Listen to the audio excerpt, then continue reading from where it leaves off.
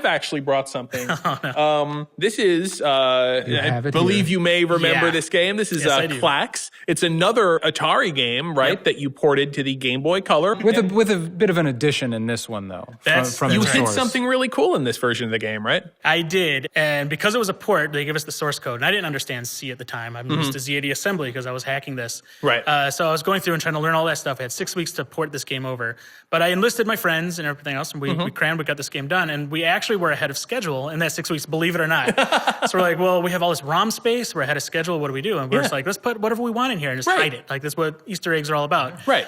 So there was different things in there. There's a snake game. The European version has like this adventure game in it. It's almost like a little Zelda game. And but another one I put in there because I had moved out here with my now wife and girlfriend.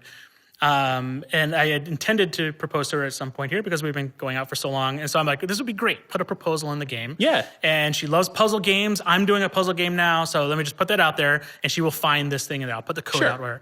So I did that. The game gets released. I leave the Game Boy out. I encourage her to play it. She never picks it up. It goes on for like literally, I think almost like years now. Like, I don't know if it's like 3 years where I barely. Meanwhile, she's like, when is this guy going to propose? Yeah. And I'm like, do I propose normal or anything? But I have this thing here that's really cool, but I can't get her to play it ever. So I'm very busy. At this point in my career, I'm making a lot of games. We're working really hard. And so it's like, it kind of got on the side burner until one day, Tips and Tricks magazine calls. And they're like, we're going to do our 100th issue. And we want very special codes that have never been like put out in the public.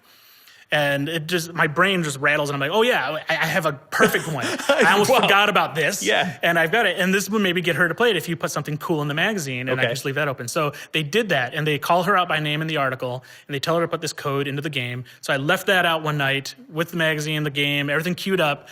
And I'm like, I can't really be here because she'll tell me to do it. So I better get out of the house. And so I just kind of drove around a little bit and, she came home, checked it out, and it was a proposal. It was like, I asked her to marry me in the game.